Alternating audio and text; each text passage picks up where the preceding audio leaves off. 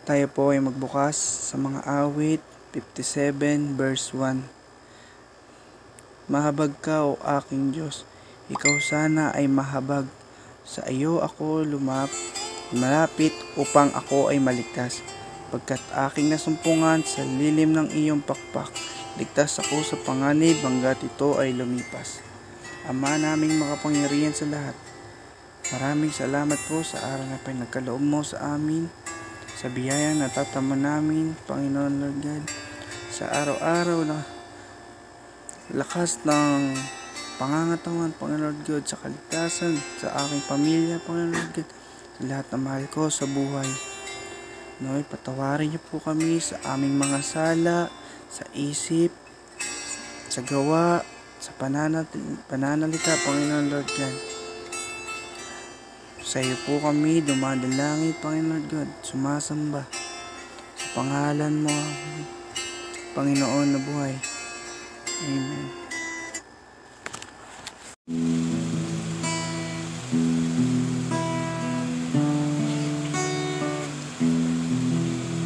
Yes, Lord. Hallelujah, Jesus.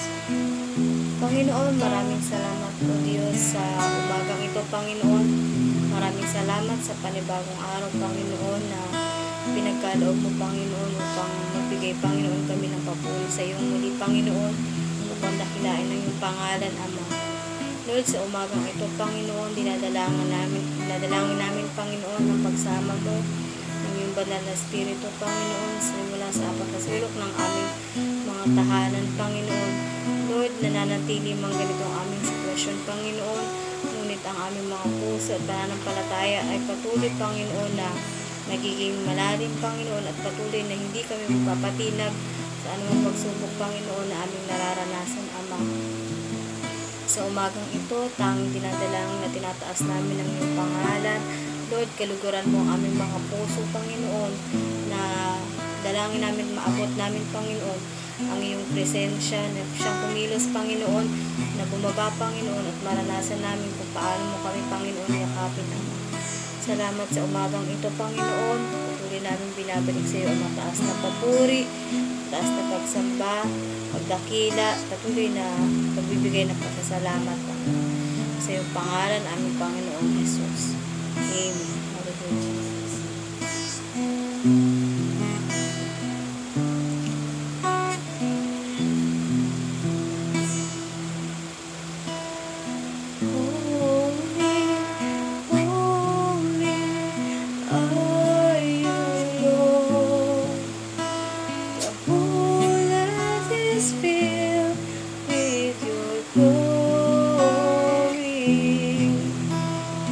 Let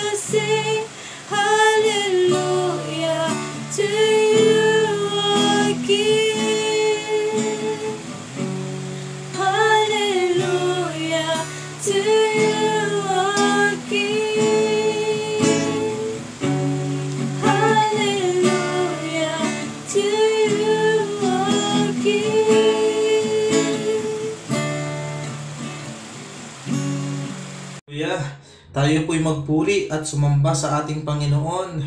Ano niyo pong araw ito'y binigay ng Diyos para siya sambahin natin at purihin sa Espiritu at sa katotohanan. Hallelujah!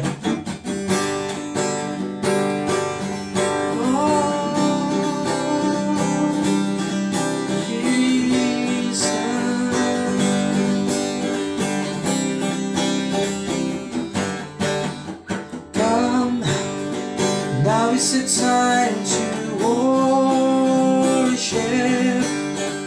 Come, now is the time to give your heart. Come, just as you are to worship.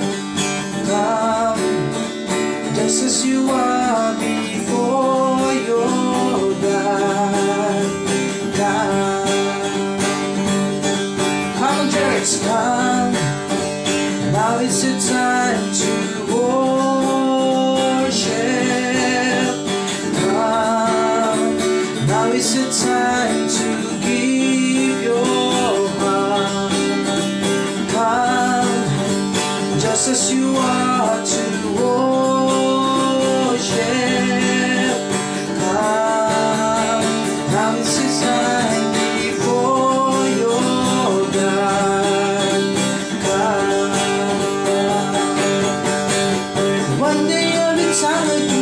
You are God. One day every knee will bow. Still the greatest praise you remain for those who are glad that just you now. One day every time we confess you are God. One day every knee will bow. Still the greatest praise you remain for those who are glad that just you now. Now is the time to worship. Now is the time to worship. Now is the time to give your heart. Come, just as you are to worship. Come, just as you are before your God. One day every time we confess you are God. One day every knee will bow. Still the greatest treasure remain for those who are glad we just now. One day every time confess you are God. One day every knee will bow. Still the greatest treasure remain for those who are glad we just now. One day every time we confess you are God. One day every knee will bow. Still the greatest treasure remain for those who are glad they just you now. One day every time we confess you are God. One day every knee will bow. Still the greatest treasure remain for those who are glad they just you now. One day every time we confess you are God. One day every knee will bow. Still the greatest treasure remain for those who are glad they just you now. One day every time we confess you are God. One day every knee will bow. Still the greatest treasure remain for those who are glad they choose you now. Hallelujah.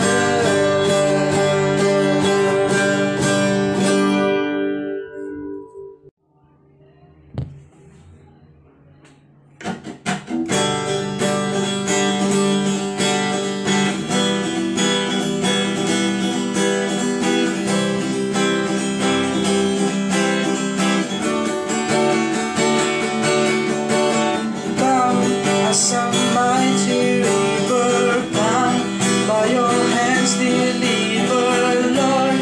Let your presence wash over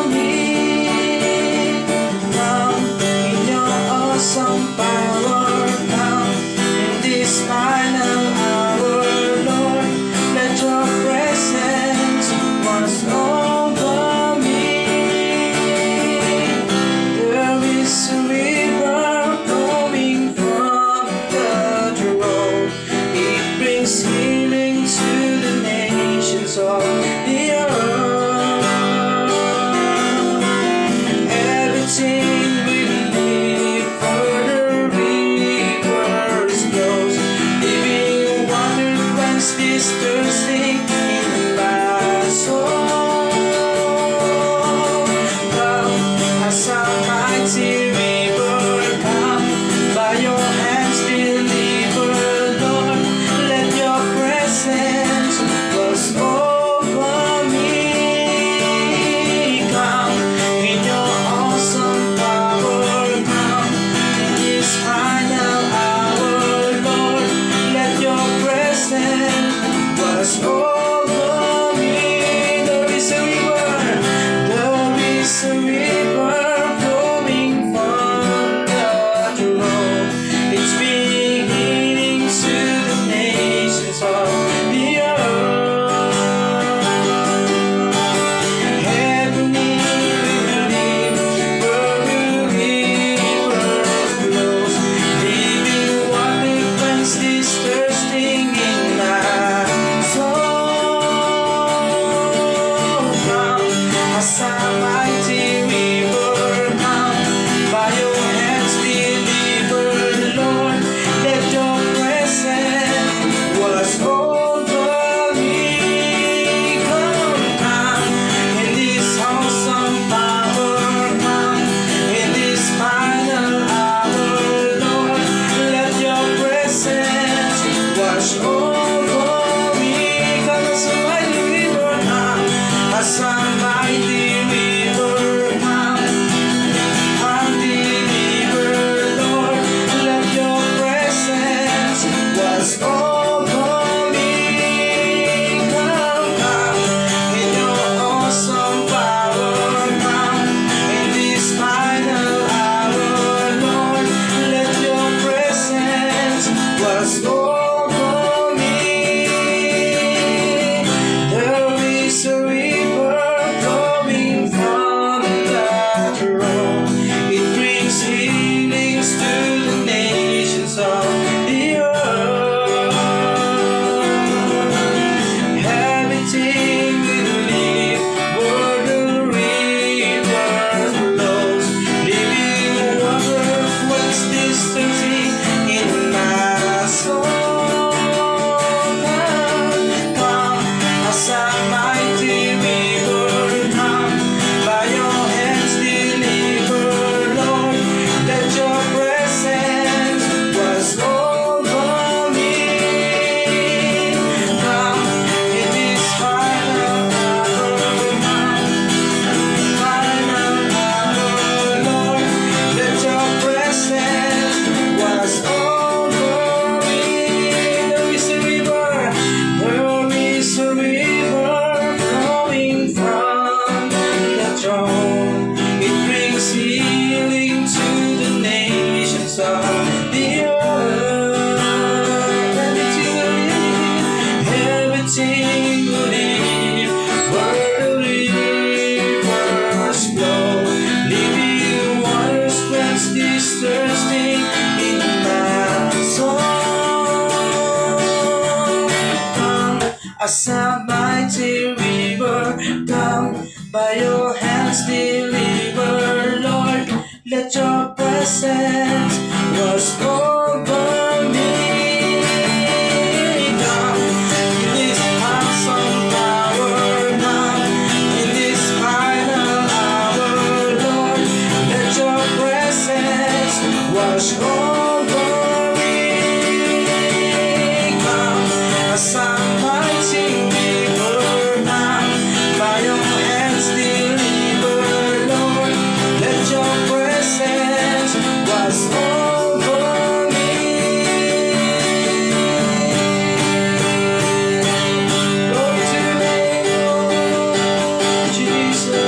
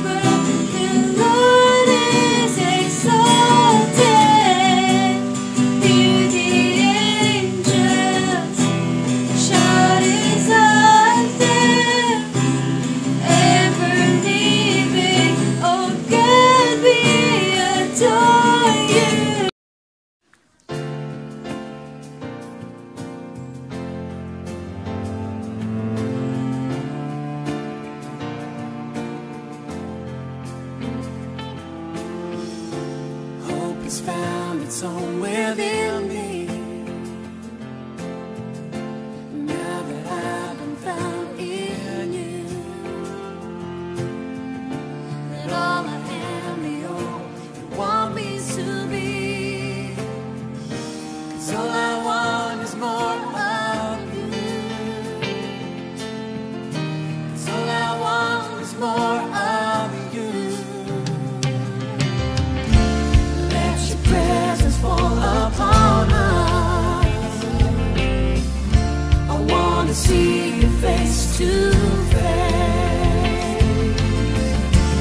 Let me live forever, lost in your love, yeah. 'Cause all I want is more of you. 'Cause all I want is more of you.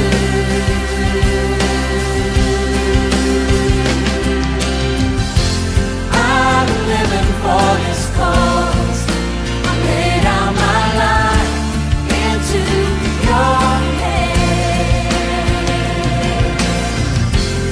I'm living for the truth, the hope of the world. In you I'll stand. All I want is you.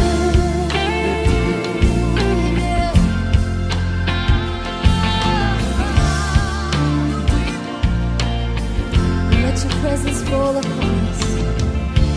Let your presence fall upon us, Jesus. I want to see your face to face. Let me live forever, lost in your love. 'Cause all I want is more of you. 'Cause all I want is more of you.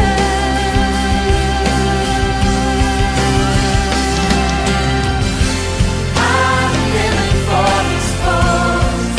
I lay down my life into your hands. I'm living for the truth, the hope of the world. In you I'll stand. I'm living for this cause. I lay down my life into your hands.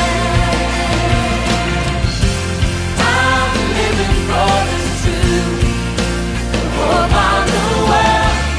In you I'll stand. All I want is you.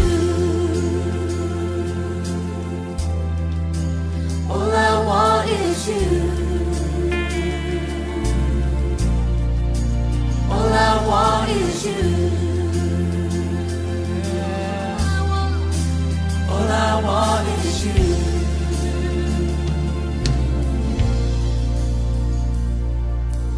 All I want is, all I want is you, Jesus. All I want is, all I want is you, Jesus. You sing it, church. All I want is, all I want is you, Jesus. All I want is, all I want is you, Jesus. All I want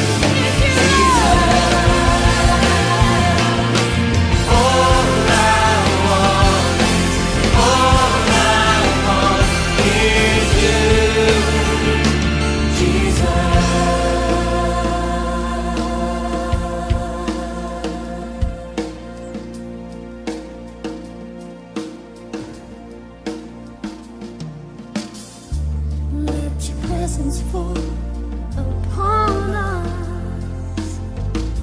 I wanna see you face to face. Let me live forever, lost in your love. Yes, 'cause all I want is more of you. 'Cause all I want is more of you.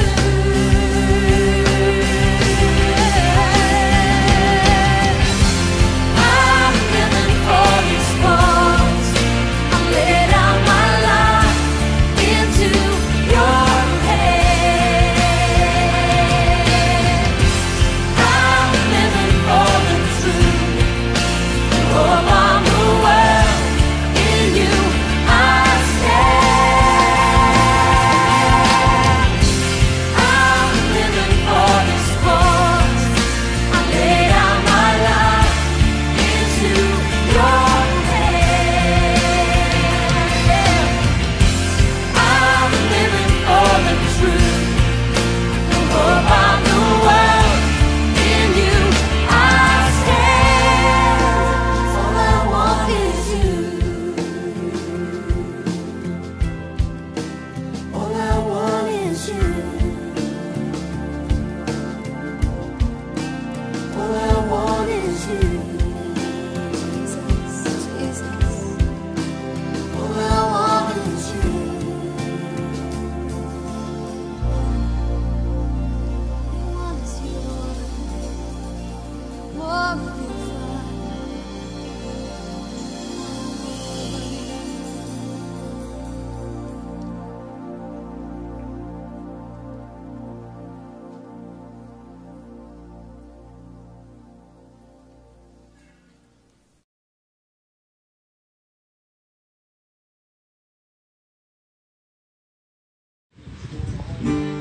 Yes, Lord. Hallelujah, Jesus. Panginoon, salamat sa umagang ito. Panginoon, salamat sa panibagong araw, O Diyos, na ibinigay mo sa amin, Panginoon, upang muli, Panginoon, na mapurihan ka at ibigay, Panginoon, ng patuloy, Panginoon, ng aming mga pusong isipan na magbigay ng kapurihan sa iyo, Ama. Lord, sa umagang ito, tinataas namin sa iyo ang aming gawain, Panginoon. Muling kumilos ka, Panginoon, simula sa apat na sulok ng aming mga tahanan, O Diyos. Patuloy, Panginoon, inaanyayahan namin ang iyong presensya, Panginoon. At patuloy na ikaw, Panginoon, ang patuloy na iniimbitahan namin sa gawain namin ito, Lord. Muli, Panginoon, gamitin mo ang iyong mga anak, O Diyos, upang magbigay, Panginoon, ng kalakasan sa bawat isa. Maraming salamat, Panginoon, sa patuloy na pag-iingat mo sa aming mga buhay, Ama. Salamat sa mga hindi mo pagkulang, Panginoon. Salamat, Panginoon, sa patuloy na pag-iingat mo, Panginoon, sa amin, O Diyos. Ngayong umagang ito, Panginoon, binabalik namin sa iyo ang mataas ng papuri, mataas na pagsamba, pagdakila, patuloy na walang hanggang pasasalamat, Ama. Purihin ka sa umagang ito, itinataas namin ang iyong pangalan, Panginoong Jesus. Amen. Hallelujah, Jesus.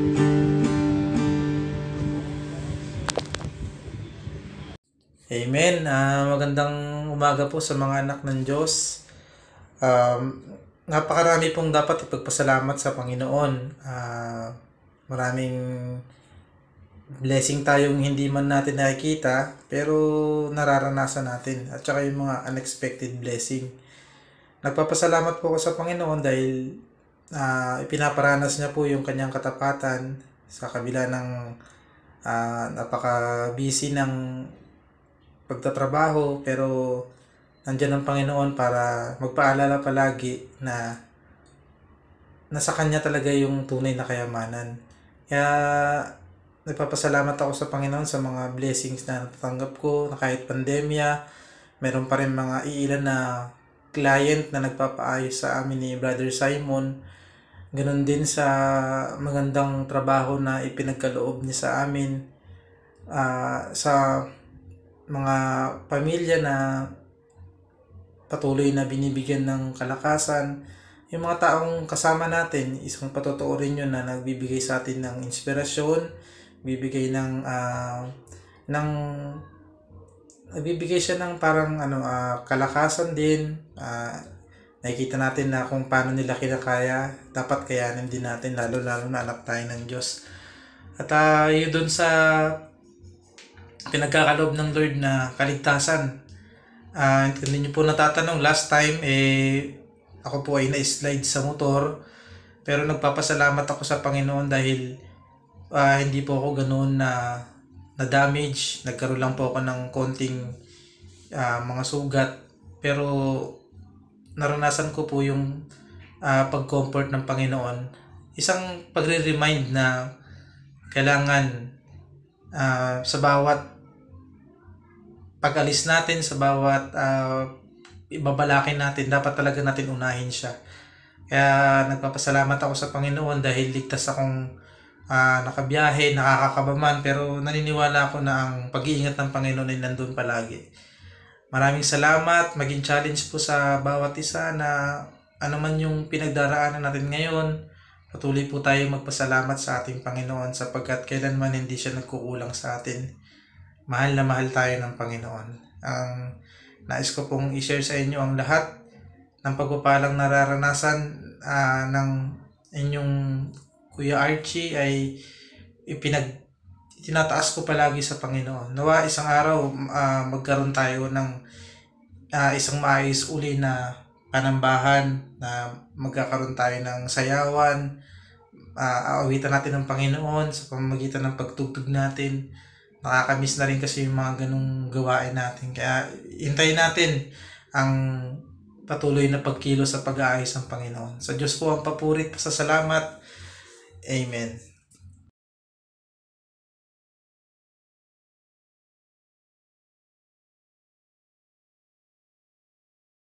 Hallelujah! Marami pong salamat sa muli sa araw na ito. Tayo ay muling magkasama-sama sa ating pagsamba at pagdakila sa Panginoon. Huwag napagpala tayo ng awitan. At salamat sa Panginoon sapagkat tayo ay lagi niyang pinagtatagumpay sa lahat ng aspeto. Hanggat tayo ay nasa Panginoon, naalala ko nga yung naka-post, sabi sa Facebook, yung post, yung aking na-post, gagawa ng paraan ang Diyos kapag ikaw ay tapat at mabuti sa kanyang harapan. Sa lahat ng iyong problema, gagawa siya ng mabuti, no? Gagawa siya ng kaparaanan. So, God bless dahil sa lahat ng ating pinagdadaanang sitwasyon, lalo na itong pandemic na ito, nakakasurvive tayo sa mga sitwasyon, nakakasurvive tayo. Kaya ang topic natin ngayon, nais kong bago tayo magsimula, nais kong po munang makapagbukas kayo sa aklat ng Santiago chapter 1 verse 12. Punta po tayo sa Santiago chapter 1 verse 12. Holy Spirit, sama mo kami bago tayo manalangin. Salamat sa Panginoon. Yan. Medyo na yung aking Bible kasi. So praise God kung nandiyan na po kayo sa Santiago chapter 1 verse 12 to 15. Basahin po natin ito ng sabay-sabay at bago tayong manalangin. Ang pagsubok at ang pagtutukso, mapalad ang taong nananatiling tapat sa kabila ng mga pagsubok sapagkat matapos siyang subukin, tatanggap siya ng putong. Ito ay ang buhay na ipinangako ng Panginoon sa mga umiibig sa Kanya. Huwag sabihin ni numan kapag siya ay dumaranas ng pagsubok na tinutukso siya ng Diyos, sapagkat ang Diyos ay hindi matutukso ng masama at hindi naman niya tinutukso ang sinuman. Natutukso ang tao kapag siya naakit, natatangay sa sariling pita. Kapag ang pita ay tumubo at nag-ugat, nagbubunga ito ng pagkakasala. Kapag lumala ang kasalanan nito, ay nagbubunga ng kamatayan. Purihin ang kanyang salita. Tayo po ay manalangin. O Diyos na dakila sa lahat, salamat sa araw na ito, muli mo kami mapagpala ng iyong banal na salita. Gabayan mo ang tagapakinig. Dalangin ko na pagkahipuin mo, O Diyos, ang puso't isipan nila na maunawaan at maintindihan ang iyong mensahe sa nais mong ipabatid na mensahe sa araw na ito. Gayon din naman, tulungan mo ang iyong lingkod na magpapahayag ng iyong banal na salita, O Diyos. Salamat, itago mo ko sa iyong kadakilaan, O Diyos, at ikaw ang makita, Panginoon, habang ipinapahayag ito. Salamat din sa pagkilos ng iyong banal na espiritu. Ano man ang hadlang na gagawin ng kaaway, hindi makakapanaig, sapagkat ang lahat na nakikinig ngayon ay makakapagtuon ang kanilang puso't isipan sa pakikinig ng iyong banal na salita. Ikaw ay aming itinataas, Panginoon, at dinadakila sa iyong matamis na pangalan, Panginoong Hesukristo. Amen. So magandang araw po. Ayon doon sa ating nabasa, at sa Santiago chapter 1 verse 12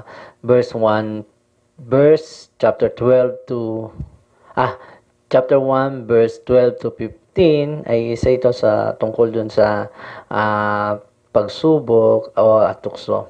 Dalawang klase po kasi ang pagsubok na pinagdadaanan ng tao. Ito yung tinapik ko noong last Friday, etong last Friday doon sa Fran family, nung kami ay nagkaroon ng Saturday, nung kami ay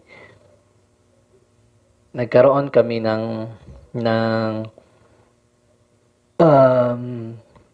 prayer meeting is about unexpected trial and unexpected consequence trial. So dalawang klase po ang pinagdadaanan ng pagsubok ng tao sa mundong ito. Ang hindi mo inaasahang pagsubok at yung tinatawag na konsekwensiyang pagsubok. Sa Bible, mayroong nakaranas ng unexpected trial, no? At meron din naman nakaranas ng unexpected consequence trial, no? So first, pag-usapan natin si Job. Nalala nyo ang about doon sa story ni Job. Isa sa hindi niya inaasahang pagkakataon na siya ay subukin, no? Pahintulutang subukin ng sitwasyon. At ito yung tinatawag na unexpected trials na naranasan niya. So, maalala natin si Job, sa aklat ng Job, buksan natin yung Job, and then story ko na lang sa inyo. Naalala natin yung time na yun. Sige, pumunta po tayo sa Job. Ayan, kung lahat ng may Bible, pumunta po kayo sa Job. Pag-usapan natin kung ano yung nangyari kay Job. Alam niyo po ba si Job ay isang matapat na lingkod ng Diyos. Araw-araw tuwing umaga, pumupunta siya doon sa kanyang dambana na ginawa niya para kay Yahweh, at doon siya ay naghahandog para purihin, sambahin ng Panginoon. Sa madaling salita, siya ay tapat. Amen? At dumating nga yung unexpected trial sa kanya. Kung babasahin natin yung whole book ng Job, talagang maiiyak ka sa karanasan ng kanyang pinagdaanan. To the point na talagang parang gusto niya nang sumuko sa panahon ng pagsubok na iyon. Pero dahil nga nanatili siya sa Diyos. So, nagkaroon ng pag-uusap, no? Si Job ay laging pumupunta doon sa kanyang dambana na ginawa para kay Yahweh at siya naghahandog. Dahil nga itong si Satanas ay wala siyang ibang gawin kundi manira, pumatay, mangwasak. Mababasa natin sa John chapter 10 verse 10 na sinaad ng ating Panginoong Yesus na wala siyang gagawin kundi ang manira, mangwasak. So nakita niya itong si Job. Napansin niya itong si Job. At dahil sa Diyos hindi nanggagaling ang pagsubok, kundi pinapahintulutan niya para makita lamang na tayo ay maging matatag. At ganito po ang nangyari kay Job. Si Satanas ay napansin ng ating Panginoon Diyos. At sabi, saan ka na naman galing, Satanas? Sabi naman ni Satanas, ito, paroon, parito. And then, Ang sabi ng Panginoon, ang Lord ang Diyos natin, alam mo ba pinagmamalaki tayo sa mga anghel?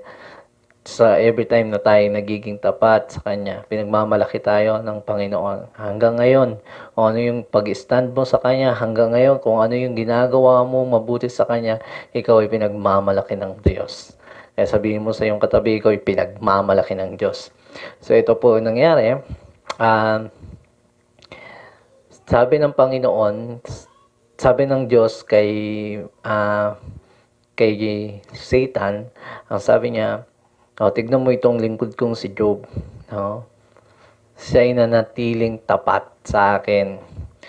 And then, ang sagot ni Satanas, kaya lang naman na nagiging tapat dahil nga binibigyan mo ng pabor, binibigyan mo ng provision, binibigyan mo ng blessing, pagpapala. Kaya yung yung Job na yan, kaya lang masipag siyang magpandog sa'yo dahil lagi mo siya pinapakita, no? Kaya minsan ang mga Kristiyano na laging sa tuwing ano lang pa tayo nagiging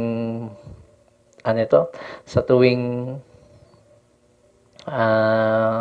magpupuri lang ba tayo lagi sa Diyos, sa tuwing binibigyan tayo ng blessing. Parang ganun yung gustong ipalabas ni Satanas sa Diyos. And then sabi ng Diyos, hindi makikita mo ang katapatan niyan. So, sige, talagang kung tapat yan, susubukan ko yan. And then, andun yung kapahintulutan ng Diyos. Posibleng, sabi ni Satanas, posibleng hindi ka sumpain yan sa ibibigay kong pagsubok. Pero take note, ang sabi ng Diyos, nandoon yung pag-cover pa rin sa atin ng Lord. Sabi, okay, gawin mo ang lahat, huwag mo lang siyang kikitilin o papatayin. Gawin mo ang lahat, huwag mo lang siyang papatayin o sasaktan ng maigi. Sa madaling salita, nag-warn ang Lord na hindi ka mamamatay, hindi ka dahil nandun pa rin yung protection ng ating Panginoon. And at the point, yun pinuntahan na ni Satan si Job. Pinahintulutan ng Diyos ang pagsubok. Grabing pagsubok ang pinitaanan ni Job. Namatay ang kanyang mga anak, naubos ang kanyang ari-arian. Buksan natin doon sa nilipol, chapter 1, verse 13. Yung ang pamagat ni Lipol, ang mga anak ni Job at naubos ang kanyang kayamanan. In short story, namatay ang kanyang mga anak, naubos ang kanyang mga kayamanan. And verse 20, ito yung napakagandang ginawa ni Job. No? Sabi niya, tumindig si Job, pinunit niya ang kanyang damit at nag-ahit ng ulo. Pagkatapos, nagpatira pa siya sa lupa at nagpuri sa Diyos. At ang sabi niya, hubad akong lumabas sa tiyan ng aking ina, hubad din akong babalik sa alabok. Si Yahweh ang nagbigay, siya rin ang nagkukuha sa akin. Purihin si Yahweh. Sa kabila ng pangyayaring ito, hindi nagkasala si Job. Hindi niya sinisi si Yahweh. Alam niyo, nakaka-challenge yung life ni Job dito. To the point, sunod-sunod yung pagsubok, sunod-sunod yung trial. Ito yung tinatawag na unexpected trial na hindi mo naman inaasahan, biglang darating. Kaya nga, wala pa sa kalangkingan ng pinagdadaanan natin ang pinagdaanan ni Job. Alam mo kaya bakit naitala ito sa Biblia? Ito yung magsisilbing hamon sa atin na anuman yung mga trial na pinagdadaanan natin ay tandaan mo na ang Diyos ay nandiyan lagi para kasama at maghamon tayo sa sitwasyon na ito na pinagdadaanan ni Job dahil hindi lahat ay katapusan na ng mundo kapag dumaan tayo sa pagsubok. Kaya lagi nandiyan ang Diyos para sa ating gumabayan. And then isa sa pinakamagandang attitude na ginawa ni Job that time sa matinding pagsubok na kanyang pinagdaanan, unexpected trial na dumating sa kanya, ay yung tumindig pa rin siya sa Panginoon at nagpuri pa rin siya sa Panginoon. Ito pa ang nangyari, no?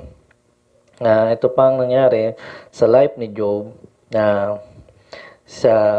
sinubukan ulit siya ni Satanas. Chapter 2, sinubukan ulit siya ni Satanas. Binigyan siya ng matinding karamdaman. at ang kanyang asawa ay ginamit pa para sumpain na ang Diyos, no? Sumulusol na yung kanyang asawa na sumpain mo na ang iyong Diyos, no? At wala na siyang magagawa sa kalagayan mo, to the point na ubos na ang lahat, namatay na ang kanyang mga anak, ubos na ang kayamanan, ubos na ang lahat-lahat, and then nagkasakit pa siya. Sobrang hirap na pinagdaanan ni Job. Pero tignan nyo, basahin natin yung chapter 2 verse 7. Umalis si Satanas sa harapan ni Yahweh, pinuntahan niya si Job at pinagsugat-sugat ang buong katawan nito mula sa ulo hanggang talampakan. Nang magkagayon, si Job ay naupo sa tabi ng basurahan. To the point talagang wala na siyang tahanan. To the point na inalis na sa kanya at nagkaroon pa siya ng matinding karamdaman dahil sinugat-sugatan siya ni Satanas. And then, ang sabi dito, naupo siya dun sa basurahan na lang, kinukuskus ng bibinga ng palayok ang kanyang mga sugat. Siguro naglalangis na. Alam mo yung sugat na naglalangis-langis na, yung may kailangan mong tuklapin, kailangan mong yak, ano na po.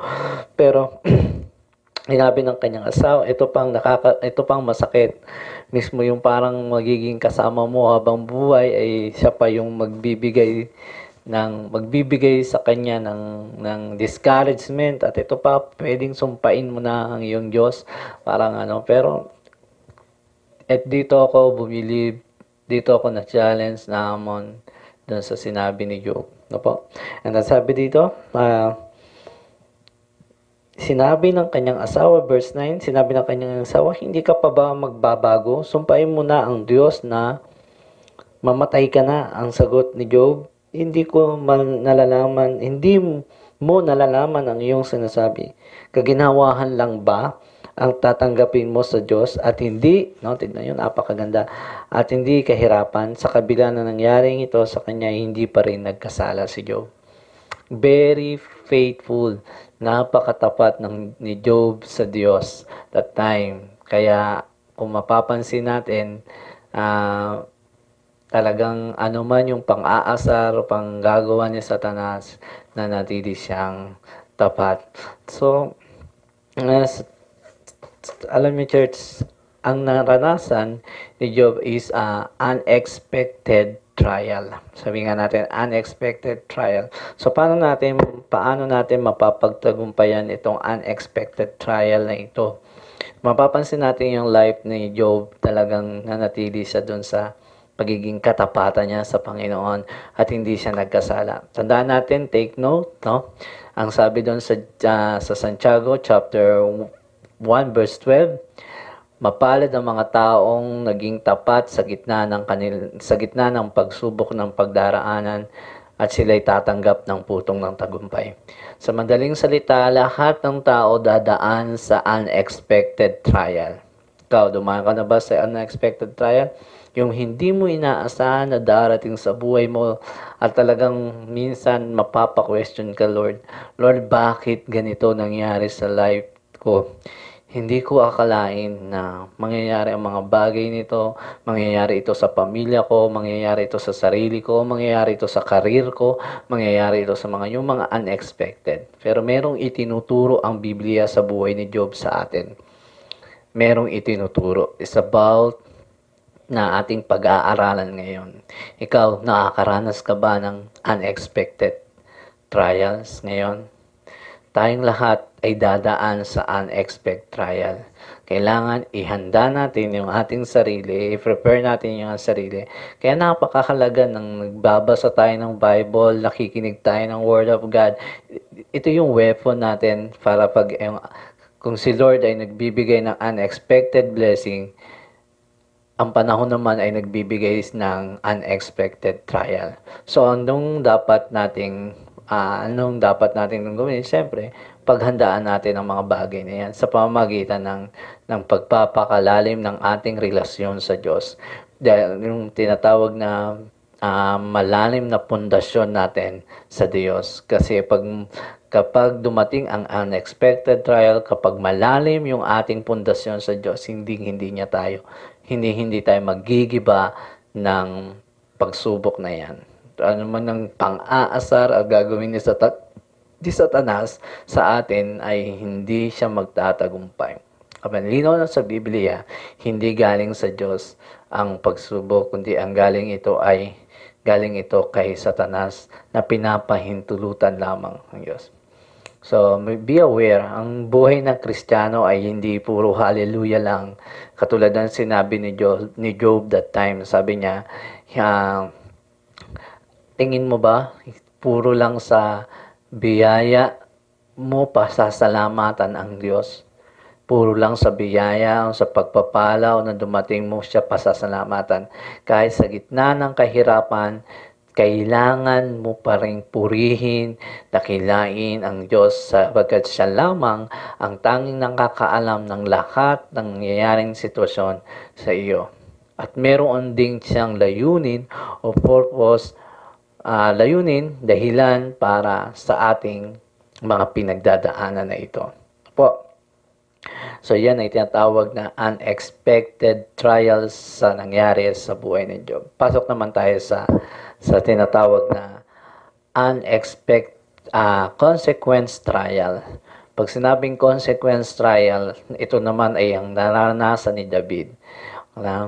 Mayroong pagsubok na konsekwensiya na pinapahintulutan ng Diyos para sa atin dahil sa ating mga nagawang pagkakamali sa Panginoon. So, nag-giveaway si Lord, okay, go. Pakialaman mo yan. At talaga to the point na pwedeng, ito ang pinakamahirap. At ito ang huwag nating, mas mabuti pang danasin natin yung unexpected. Sabagay, lahat naman ay dadaan po sa unexpected trial. Pero huwag nating naisin pa na dadaanin yung consequence trial. Napakahirap maranasan yung consequence trial. Like, pasok tayo sa life ni David. Si David ay nakaranas ng consequence trial. Pagsubok, konsekwensiyang pagsubok na naranasan niya sa buhay niya. That time, sa kanyang gagawan, doon sa panahon na yon ay nagkaroon ng digmaan sa Israel at sa mga Palestine. Pero anong ginawa ni David? Nagpahinga siya. Pumunta siya doon, nanatili siya sa kanyang palasyo habang ang kanyang mga tauhan, mga alagad ay nakikipaglaban. Ang kanyang mga general ay nakikipaglaban. And then nung siya ay nagpasyal-pasyal, nakatanaw siya ng isang magandang binibini na naliligo mula sa taas ng kanyang palasyo. Natanaw niya sa ibaba na mayroong naliligo. At doon, umiral yung kanyang laman. And then, pinatawag niya agad itong babaeng ito. At ang pangalan ng babaeng ito ay si Bathsheba. Nung kanyang pinatawag niya sa kanyang mga tauhan, pakitawag yung babae na yun at dalhin dito. To the point na dahil siya ay hari, kaya niyang gawin ng lahat. So, nagamit niya itong si Bathsheba. At hindi ito lingid sa Diyos. Kumbaga, minsan maaaring nawala sa hulog dahil nabulag ng laman o kaligayahan ng laman si David, ang kanyang isipan, at hindi na nangibabaw sa kanya yung salita ng Diyos bilang isa siyang lingkod. So after nun, na-realize niyang mali yung kanyang ginawa. Pero dahil nga bulag pa rin siya sa katotohanan, ninais niyang para pagtakpan lahat ng kanyang mga nagawang pagkakamali, pinatawag niya, gumawa siya ng kanyang sariling paraan sa kanyang isipan. Alam mo, ang demonyo, kapag si Satan nangialam sa atin, sa buhay natin, at tayo ay naangkin niya, tayo ay na-dominate niya that time, ang mangyayari, parang sunod-sunuran na lang tayo doon sa kanyang gustong naisin. So, anong nangyari kay David? Nagplano siya ng ng labag sa Diyos para lang mapagtakpan yung akala niya, yun ang solusyon para mapagtakpan yung kasalanan na kanyang ginagawa. So, ang ginawa niya, church, siya ay pumunta, pinatawag niya sa alagad niya at pinapunta kay Joab at pinagbigay siya ng mensahe kay Joab na pauwiin si Urias, ang asawa ni Bathsheba. So, gano'ng katindi no? Nung pinauwi si Urias, dahil gusto niya, sabi ni Urias, sinabi ni David, tabihan mo na yung asawa mo. Nilasing niya si Urias, and then sabi niya, tabihan mo yung asawa mo, magsama kayo buong magdamag para yung bang kasi nabuntis niya, nabuntis niya si Bathsheba. So pag tinabihan nga naman ni Urias pag tinabihan ni Urias, lusot na siya. Kung mabuntis yun, tatakpan na yung maaaring i-claim ni Urias na sa kanya yun kasi nagsama sila nung magdamag nung gabi na yon ni Bathsheba. Pero hindi ito ang nangyari. After niya lang pinauwi niya si Urias. Kinabukasan, nagulat si David. Nakita niya, natulog lang sa may labas ng pinto ng palasyo itong si Urias. So, anong nangyari, church? Hindi natulog doon kay Bathsheba. And then, tinanong ni David, at hindi ka natulog at tumabi sa iyong kabiyak? Habang hindi ko po maatim, halari kasi habang nakikipagdigma ang aking mga kasamahan doon sa Palestinian, sa mga Pilisteo, nananitili akong dito at hindi ko po maatim yun.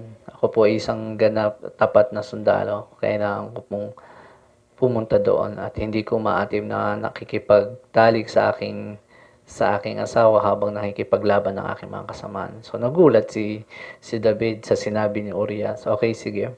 Gumawa pa rin ng paraan, nag-isip pa rin, kailangan mabalo si Bathsheba para magsama na sila ni Bathsheba at asawahin niya na ito. Wala naman ngang issue. Pwede niyang pagtakpan sa lahat ng mga tao, pero sa harapan ng Diyos, hindi niya kayang pagtakpan yung kanyang ginawa. So, anong nangyari, church? Itong si Urias, pinapunta doon at sinabihan ni David si Joab na isugod sa labanan at iwanan itong si Urias doon sa gitna ng labanan hanggang sa mapatay. So, natakanta si Joab, pero dahil utos ng yung hari, wala siyang magagawa. So, ganyan, lumusob sila, si Urias at ang kanyang mga kasamaan, at sinabihan ni Joab ang kanyang mga kasamaan, pagdating doon sa gitna ng labanan, iwan nyo na si Joab. Pagdating nga sa gitna ng labanan, si Urias, pagdating nga sa gitna ng labanan, iniwan na nila si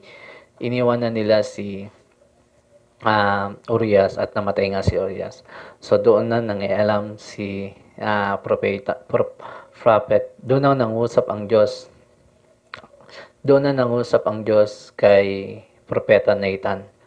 Itong si Nathan ay pumunta kay David at sinabi, merong isang pamilya na mahal na mahal nila yung kanilang tupa, no? Mahal na mahal nila yung isang tupa. At ito yung kanilang parang kaisa-isa nilang tupa. Pero merong dumating na mayaman.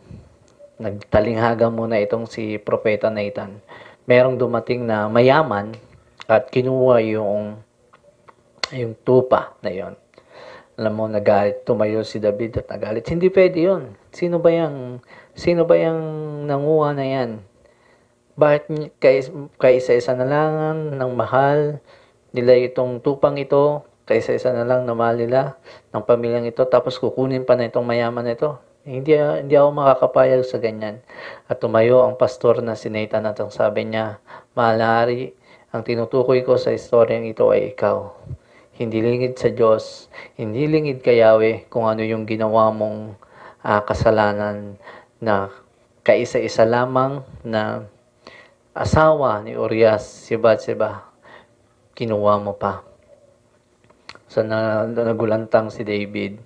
And then, noong time na yun, alam nyo, doon na pumasok ang consequence trial. Anong nangyari kay David? first na first na nangyari sa kanya, nagbunga yung kanilang pagsasama ni Bathsheba, pero namatay yung kanyang anak. Namatay itong anak niya. And then after nun, hindi natapos doon ang mga trials na pinagdaanan ni David.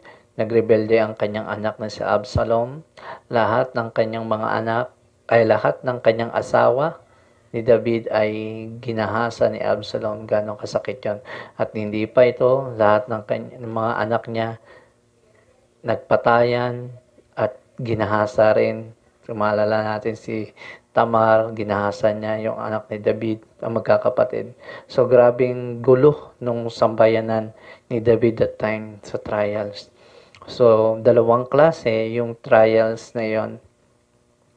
Ang kagandahan sa trials, sa unexpected trials ay meron kang, after mo malagpasan yon, ay meron kang putong ng tagumpay. At meron kang blessing, meron kang pagpapalang matatanggap, doble pa. Sapagkat yung nangyari kay Job ay doble at tinriple at pinortle niya pa.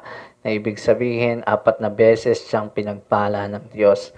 So, naubos ng lahat ng kanyang kayamanan, binalik ito ng 4 na beses ng Diyos, at ang lahat ng kanyang ari-arian at ang kanyang buhay pinahaba pa ni Yahweh. Pero yun ang unexpected trial. Sa gitna ng ganun, nanatiling tapat at naranasan niya ang putong ng tagumpay na binigay sa kanyang Diyos. At ito naman nakakalungkot isipin, yung consequence trial na yun, na wala ka talagang matatanggap na blessing. Hindi curse ang mangyayari through generation hanggang sa mawasak. So ano lang ang dapat mong gawin doon, manatili ka ring tapat at ituwid mo ang iyong buhay.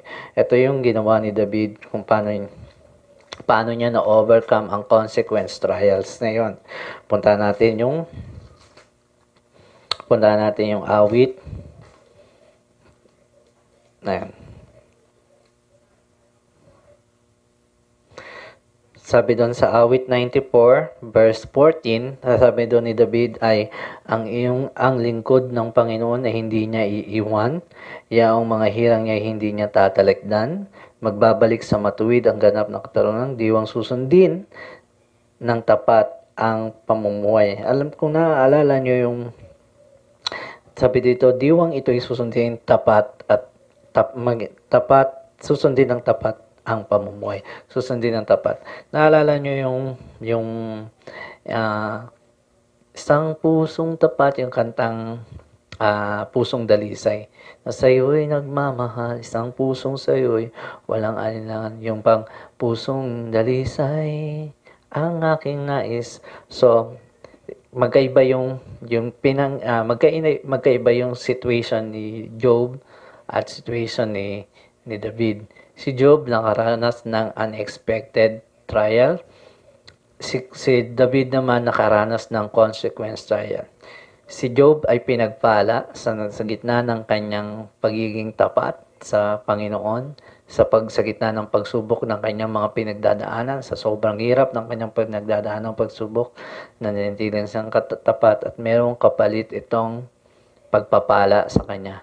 Pero dito sa naranasan ni David sa consequence trials, sa konsekwensiyang pagsubok na naranasan niya, ang tanging ginawa niya lamang ay taos-pusong nagsisi sa Diyos at inayos niya ang kanyang buhay. At doon binalik din ng Panginoon, pero walang nabanggit ditong siya ay binless.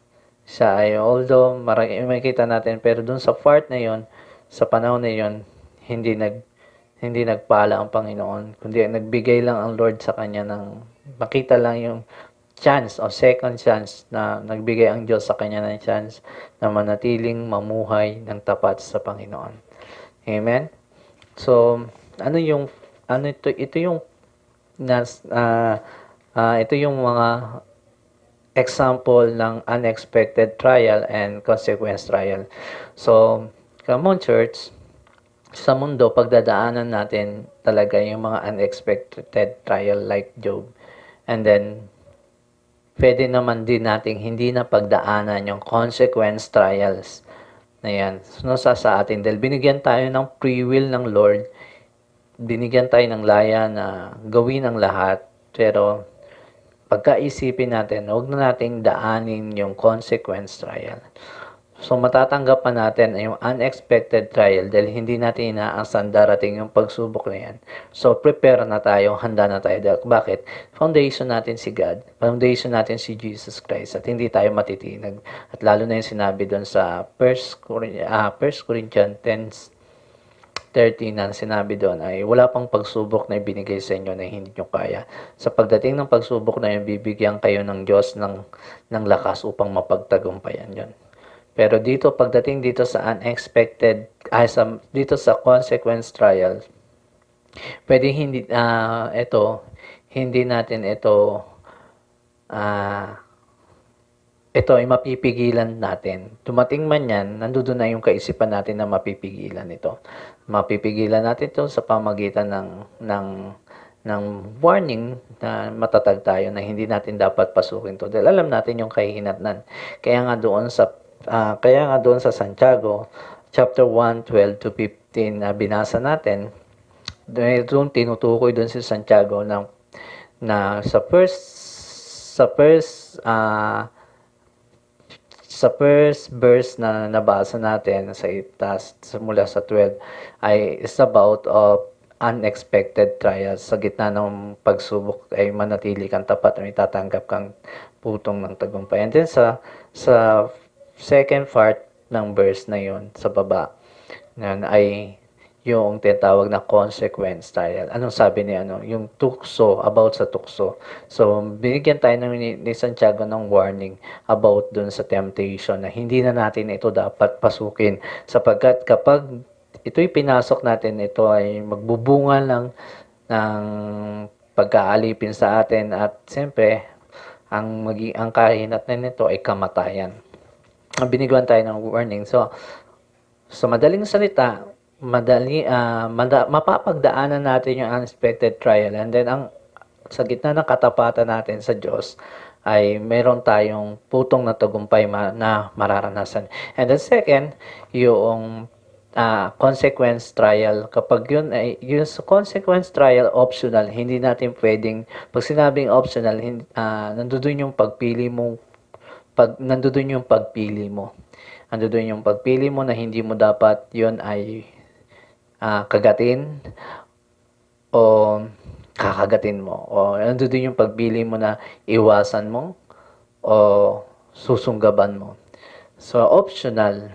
Pero I warn sa bawat isa, huwag na nating kagatin o huwag na nating sunggaban. Dahil ang kahihinatnan lang naman nun ay consequence trial. So, tayo lang din ang mahihirapan sa huli. Buti si David nakabalik dahil nga alam niya na ang Diyos ay mapagpatawad. Paano kung tayo? Maraming Kristiyano ngayon na hindi na nakakabalik sa paglilingkod sa Panginoon dahil niyakap na nila yung kasalanan. Hanggat nandoon ang pagmamahal sa atin ng Diyos, ingatan natin lagi na huwag natin sunggaban yung tinatawag na consequence trials na yan. So, balik tayo. Paano ba natin mapapagtagumpayan? Sabi dito, paano ba natin mapapagtagumpayan ang unexpected trial and consequence trial? So, how to overcome the unexpected trial and consequence trial, how to overcome. So, number one, siyempre, sinabi doon ni Santiago, mapalad ang taong nananatiling tapat. So, nandoon yung salitang tapat, church. Sa kabila ng mga pagsubok, sapagkat matapos silang subukin, tatanggap sila ng putong ng tagumpay. Nandoon mapalad. Nandoon na agad yung kasagutan. Nandoon na agad yung pagbibigay ng guide ni Santiago sa mga nakakabasa ng kanyang aklat is about kapag dumaranas ng pagsubok. So, ano yung nandoon? Tapat. Sabihin nga natin, tapat. Tapat. So pag sinabing tapat, doon nabubuo yung number 1 is pag-asa. Pag nananatili tayong tapat, meron tayong hope, no? Meron tayong pag-asa na malalagpasan natin itong trials na ito, itong pagsubok na ito. Like Job, andun yung pag-asa niya na dadaan lang itong pagsubok na ito. Hindi ako dapat manatili sa pagsubok na ito. Alam kong dadaan lang ito. So dun yung kanyang hope na alam niya matatapos din ito. Amen? So ganun din naman eh. Ano man yung mga pagsubok na pinagdadaanan natin sa buhay, matatapos din yan. So matatapos din yan. So lagi tayong manatiling tapat upang lumakas ang ating pag-asa. So sa mga panahon na sa akin, mga pinagdadaanan that time na ako ay dumanas ng unexpected trials sa buhay ko, nanatili lang talaga akong tapat sa nais ng Panginoon. Nanatili akong tapat sa Panginoon at never akong nag-isip ng mga bagay na pwedeng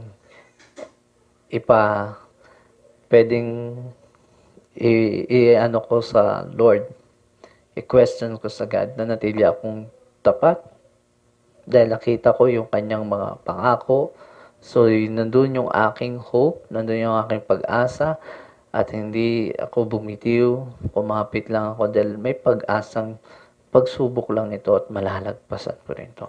Salamat siyempre dun sa kanyang mga salita na binibigay sa akin. So, si Job, nanatili siyang tapat, alam niya yung hope, ang Diyos, alam niya yung pag-asa, ay hanggat nananatiling kang tapat, naroon ang pag-asa. Sabi mo sa iyong katabi, hanggat nananatili kang tapat sa Diyos, naroon ang pag-asa na malalagpasan mo ang pagsubok na yan. So, pwedeng bumigay na, dahil unexpected trial, ang unexpected trial talaga, pwede ka nang bumigay, pwede ka nang sumuko, pero maputi ang Diyos sa atin. So, sa unbeliever, maraming kapag hindi sila, sa mga unbeliever, ibig sabihin mga hindi mananampalataya, kapag sila nagdanas ng ganong pagsubok, ilang porsyento lang na nakaka-overcome sila. Yung iba napapariwara, yung iba naman ay nagpapakamatay, at yung iba naman nawawala, nasisiraan ng bait. Dahil nga, wala silang makitang hope, wala silang pagiging katapatan, wala silang mararanasan. How much more tayong mga lingkod ng Diyos? So, be prepared na tayo. Every time na mayroong unexpected na trials na dumarating sa atin, so maging tapat ka lang. Kahit na ikaw ay dumadaan ngayon sa consequence trial, panatilihin mong maging tapat sa Diyos at nandun yung hope ni God, andun yung pag-asa ni God para ibangon ka, i-lift up ka. Kung ano yung puso ni David nang siya ay nalayo sa Panginoon pero nanatili siyang tapat sa Diyos at hiniling niya na pusong dalisay sa harapan ng Panginoon. So, nilift up siya ng Lord, nirestore siya ng God, pinatawad siya ng God dahil ang Diyos natin ay punong-puno ng pag-asa. Yun, kung anong Diyos ni David, yun din ang Diyos natin, ating na siya ay punong-puno ng pag-asa. So, manatili kang tapat at doon lalakas ang iyong hope sa harapan ng Panginoon. Then, masasabi mo lang, Lord, may pag-asa pa. May pag-asa pa talagang may pag-asa pa ang pinagdadaanan kong trial na ito. Amen? So, tandaan natin, kapag dumaan ka sa unexpected trial, mayroon niyang putong ng tagumpay. Kapag dumaan ka sa consequence trial, nandun yung ire-restore ka ni Lord. Babalikan niya ulit sa dati. So, huwag na natin danasin yung consequence trial. Optional yun. Yung ulit ko, optional yun. Pwede mong sunggaban, pwede mong sunggaban, optional nga yun. So, dahil may alam ka naman na kay Lord, so huwag mo nang sunggaban. Iwasan mo na lang para hindi mo nadanasin yung consequence tayo. Hindi katulad ng unexpected trial, dumarating yan ng biglaan, pero prepare ka na. And then, manatili kang tapat at nandoon yung hope. Sa pananatili mong tapat, nandoon yung pag-asa. And then second, sabi ni Santiago ulit, mapalad ang mga taong nananatiling tapat sa kabila ng kanilang pagsubok na pinagdaraanan. So, pangalawa, sa pananatili mong tapat sa Diyos, habang dumadaan ka sa matinding pagsubok, sa unexpected na pagsubok na yan, manatili kang tapat sa Diyos sapagkat doon ay mabubuo ay yung pagtitiwala mo sa Panginoon. First, hope. Pag nanatili ka ng tapat, lalakas yung pag-asa mo. And then second, pag nanatili kang tapat sa Diyos, lalakas yung pagtitiwala mo sa Diyos. Alam mo, napakasarap ng ipagkatiwala na lang ang yung mga suliranin sa Diyos. At manatili kang tapat sa Panginoon. God will make a way. Gagawa ang daan ng Diyos. Pag nagtitiwala ka sa Lord, gagawa ng kaparaanan ng Diyos para ayusin niya ang lahat. Magbibigay siya ng bagong daan para sa iyo. Sa gitna ng pinagdaraanan mong trials, andiyan ang Diyos para gagawa ng daan dahil nagtitiwala ka sa Kanya. At iyon yung sa bunga ng iyong katapatan, lumalakas ang iyong tiwala. Manatili kang tapat sa Panginoon. Alam mo, nakakalungkot. Isipin, may maraming nagbabackslide, maraming nagagalit sa mga lingkod ng Diyos, maraming umalis ng simbahan dahil sa mga bagay na hindi nila na-overcome yung pagsubok na kanilang pinagdadaanan. Pero manatili kang tapat, lalakas ang iyong tiwala. Like Job, sugat-sugat na yung kanyang katawan, and then sinabi pa sa kanya ng asawa niya, sabi na, sumpain mo na yung Diyos mo. Sumpain mo na yung Diyos mo sapagkat wala nang may tutulong yan sa iyo. Dahil tignan mo, Pero anong sabi ni Job? Hindi lang sa masayang buhay, hindi lang sa pagpapalang buhay na pinupuri ang Diyos. Kahit sa gitna ng kahirapan, purihin mo ang Diyos. Kahit na sa gitna ng kahirapan, ng pagsubok na pinagdadaanan mo, manatili kang tapat sa pagpupuri at pagsamba sa Diyos sapagkat doon mo mararanasan ang kalakasan ng pagtitiwala sa Panginoon. Alam mo sa akin, sa mga time na pinagdaanan ko yung unexpected trials sa aking buhay, doon sa haba-haba ng paglilingkod sa Panginoon, doon ko lang naramdaman that time nung sinabi ko yung sa Panginoon, ang Panginoon, mahal na mahal kita. Parang, alam mo yung habang sinasabi ko yung part na yan, talagang umiyak ako sa Panginoon na talagang naramdaman ko talaga yung pagka in love ko sa Panginoon that time. Sabi ko, Lord, mahal na mahal kita. Parang naramdaman ko yung first love ko kay God sa gitna ng dahil gusto kong pakita sa kaaway na ano man ang mangyari, hindi masisira ang paglilingkod ko sa Diyos. Mananatili akong tapat kahit sino pang gamitin niya, hindi niya mapapabagsak ang pananampalataya ko sa Panginoon. Kaya ganun din tayo dapat, church. Ano man ang dumating na pagsubok, trials sa atin, unexpected trials na yan, o yung consequence trials na yan, huwag nating hayaan na tayo ay bumigay. Manatili tayong magtiwala sa Diyos. Manatili tayong tapat sa Diyos. At doon makikita mo yung putong na tagumpay na ibigakalob niya sa atin. Tandaan mo ito, lahat dumadaan sa unexpected trial, pero dapat maging tapat tayo. Doon nabubuo yung hope at doon nabubuo yung tiwala natin sa Panginoon. Kaya nga sabi ni Satan, kapag yan ay sinubukan ko, baka sumpain ka na yan. Pero sabi ni Job, hubad akong lumabas sa aking ina, o ba't din akong babalik kay Yahweh na walang dala-dala, wala akong pwedeng pagmalaki sa harapan ng Diyos. Kaya church, I will challenge sa bawat isa sa atin ngayon, o ano man yung pinagdadaanan mong trial, o ano man yung pagsubok na pinagdadaanan mo ngayon, unexpected pagsubok, so manatili kang tapat. Sa pamananatili mong tapat, nandoon yung hope, nandoon yung nabubuo yung lakas ng iyong pag-asa sa Diyos, lakas ng iyong pagtitiwala sa Diyos. Amen. And then, katulad na sinabi ko, yung walang dahilan para lumayo pa sa Panginoon. Naalala ko dati, pag meron kaming Bible study, hindi mo na siya mailapit sa Lord. Kasi halos lahat, dati siyang Christian.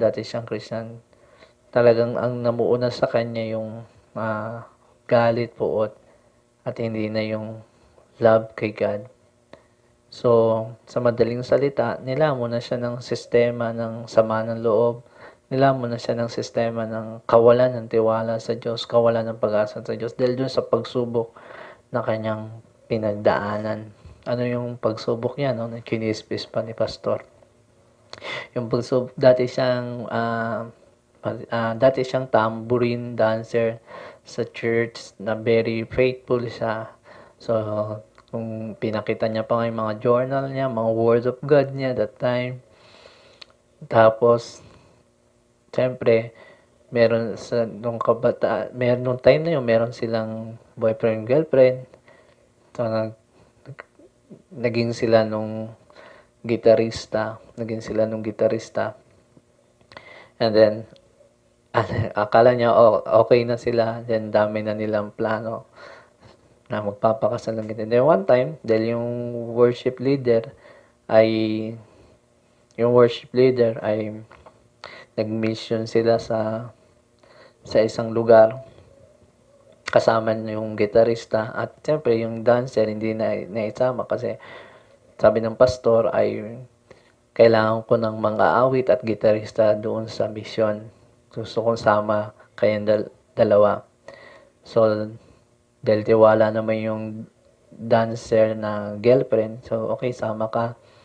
And then, nagsama yung worship leader at saka yung gitarista, yung boyfriend ng dancer, nung tambourine dancer. Then, pagdating doon sa mission, unexpected, may nangyari doon sa worship leader and then doon sa gitarista. At pag-uwi ng ganun, umamin na. So, hindi na matutuloy yung kasal natin kasi kami ni pastor, na corner, na confront kami ni pastor. And then ngayon, kailangan ng ipagkasundo ng pamilya kasi malaki yung pananagutan nga ng pastor yung nangyari doon dahil sinapabayaan sila doon. And then may nangyari nga sa ganung sitwasyon. So, grabe yung parang binuhusan ng malamig na tubig yung dancer. Yung tambourine dancer. So, ito yung natagpuan namin na nung Bible study ko.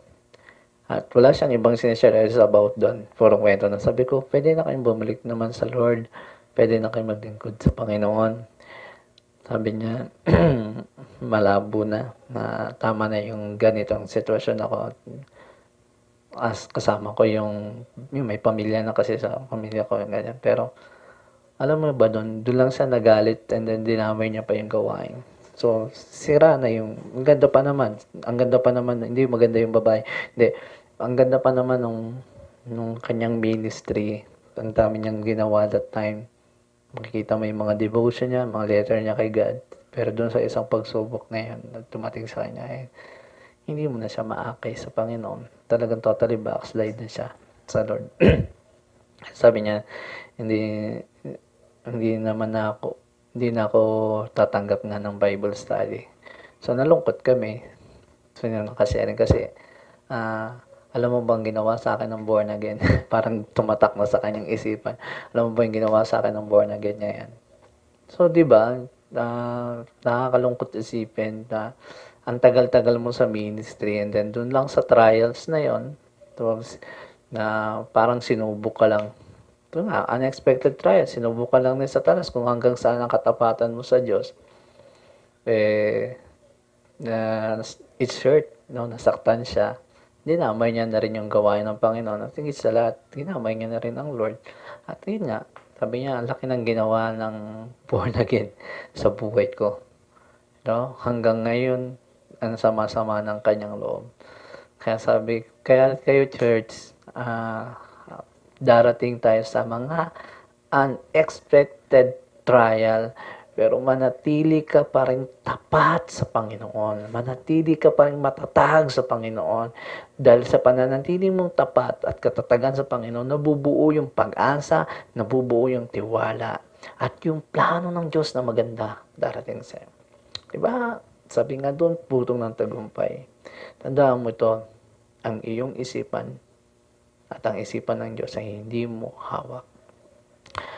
Sabi nga sa Jeremiah 29:11, "For I know the plan I have for you, to give you hope and," sa ating future, at sinabi doon sa Tagalog, napakaganda pa nga, na pagyayamanin tayo. So, mayroong magandang plano ang Diyos. Unexpected na dumating sa iyong life, huwag mo ang galit, huwag kang magsisi sa Diyos. Huwag mong sisihin ang Diyos, kundi manatili kang tapat sa Lord. Like Job, nung ganyan sinasabi ko, pag binasa mo yung Job, 4 na beses siyang pinagpala ng Panginoon. Ikaw ba, nagdadanas ka ngayon ng unexpected trial?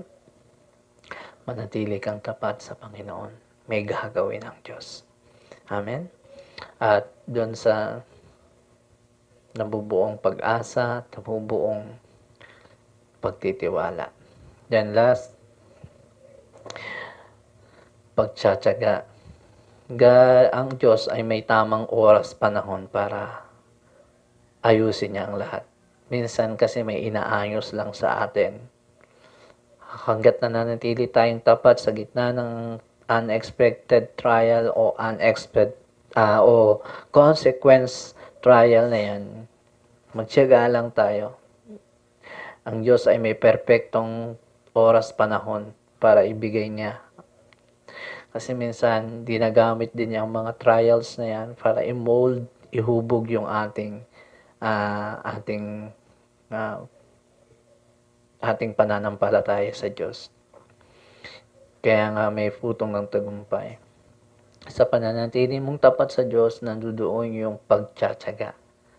Nabubuo yung pagtsatsaga. So, continuous lang, church. Continuous lang.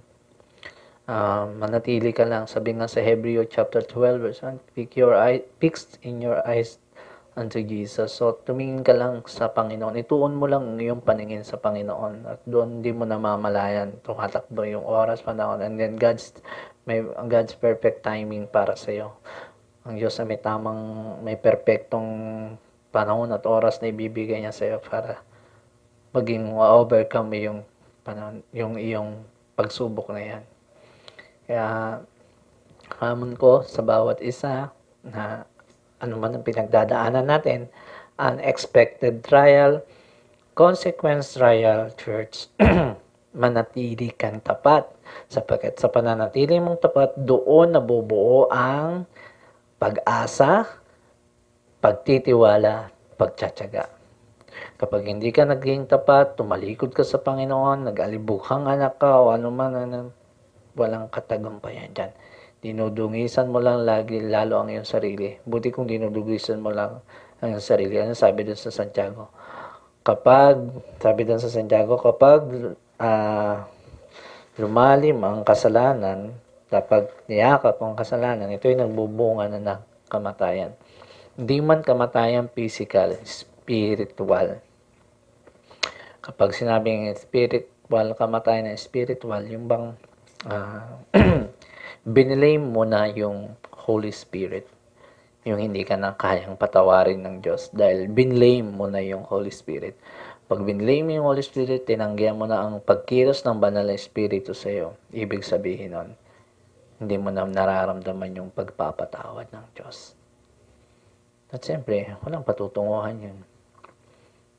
Father, may tama ka na, o other mayroon ka ng other na the wages is sin is death. Ang kabayaran ng kasalanan ay kamatayan. Sa church, hindi pa uli ang lahat. Kung ikaw ay dumadaan sa unexpected trial, maging tapat ka. Maging tapat ka sa Panginoon. Wala kang ibang tatakbuhan kundi ang Panginoon. Hindi ang mga barkada, hindi ang mga tao sa paligid mo na akala mo makakaunawa sa iyo. Walang ibang makakaunawa sa iyo kundi ang Diyos lamang. Dahil ang laban na yung pinagdadaanan, hindi mo kasama ang asawa mo o anumang kaibigan mo o anumang katrabaho mo o anuman, hindi mo yan kasama. Ikaw lang at ang Diyos ang dapat humarap niyan. No? Kasi wala ang mangyayari. Hindi mo makikita sa mga tao. Ikaw pa rin naman ang magsasuffer. Ikaw pa rin naman ang maninindigan. Ang point ko dito, wala kang ibang tatakbuhan kundi si Lord. Maging tapat ka lang sa Kanya. Kayang ayusin ng Diyos. At take note, kapag nalagpasan mo ang unexpected trial, magdiriwang tayo sapagkat may putong ng tagumpay. At ang nangyari kay Job, anong nangyari kay Job? Pinagpala siya pa ng 4 na beses. Kung si Job ay pinagpala ng 4 na beses, how much more ikaw? Hindi mo maranasan yon.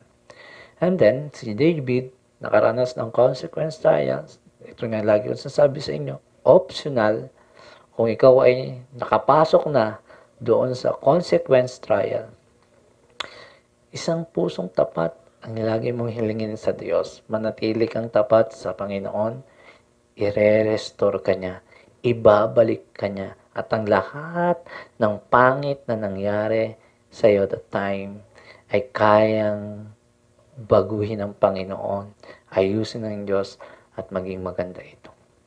Basta maging tapat ka lang sa Panginoon. Ito yung blessing na matatanggap mo. At ang pangit na nangyari sa iyo sa nakaraan, sa pagsunggab mo doon sa optional na sinasabi ko na sin na yan, kayang ayusin. Lilinisin ka ng Diyos. Lilinisin ka ng Diyos, i-restore ka ng Diyos, at ilalagay kanyang muli doon sa kanyang plano. Amen? So, dalawa, unexpected. How to overcome unexpected trial. How to overcome consequence trial. So, ano yun? Be faithful.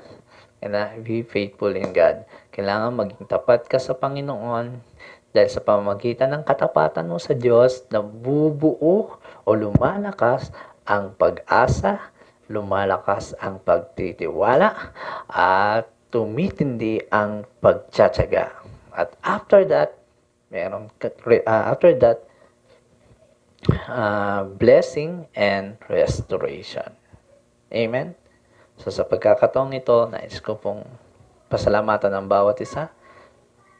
Naway sa araw na ito, mapagpala tayo ng banal na salita ng Panginoon. So lagi lang nating tandaan. So ngayon, tayo po ay manalangin. Ama naming Diyos na dakila sa lahat, salamat sa araw na ito, sa iyong mapagpalang mensahe na ipinagbatid sa amin. Tunay nga naunawa namin, O Diyos, na dapat namin mapagtagumpayan anuman ang mga dumaraang pagsubok sa aming buhay. Ito man ay unexpected trial o consequence trial, manatili kaming tapat sa iyo, O Diyos, sapagkat sa pamamagitan ng katapatan namin sa iyo, doon namin nararanasan, Panginoon, ang lubos na pag-asa sa piling mo, lubos na pagtitiwala sa piling mo, at pagtsatsaga sa piling mo upang makamtan namin, O Lord, yung pagpapala mo at ang iyong restoration. Pinupuri ka namin, O Diyos. I-bless mo ang bawat isa na nakakikinig ngayon. Tunay nga maghari ka sa kanila, O Diyos. Tunay nga ikaw ay aming itinataas sa iyong matamis na pangalan, aming Panginoong Jesus. Amen.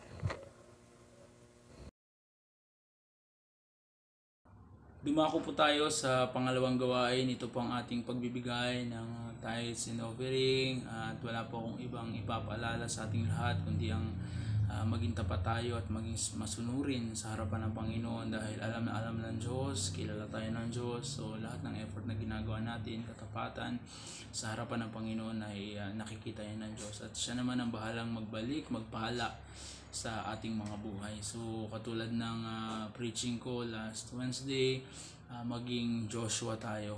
Okay, maging Joshua tayo, maging Aaron tayo, maging Hur tayo sa panahon ng mga nararanasan ng ating simbahan. So yun lang, rumaragasang pagpapala po para sa lahat ng mga anak ng Diyos.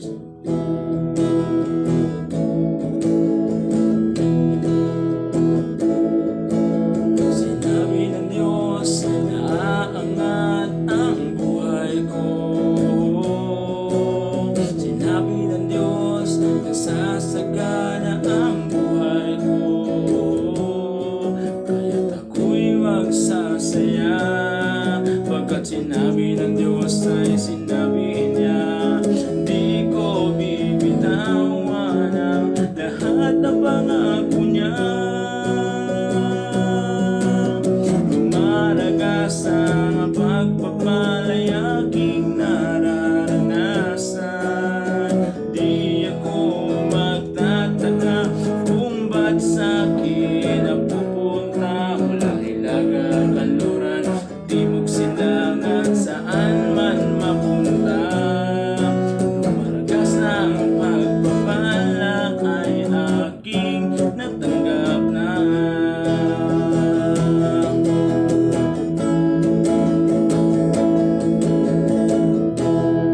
Amen. Let us pray for our tithes and offering.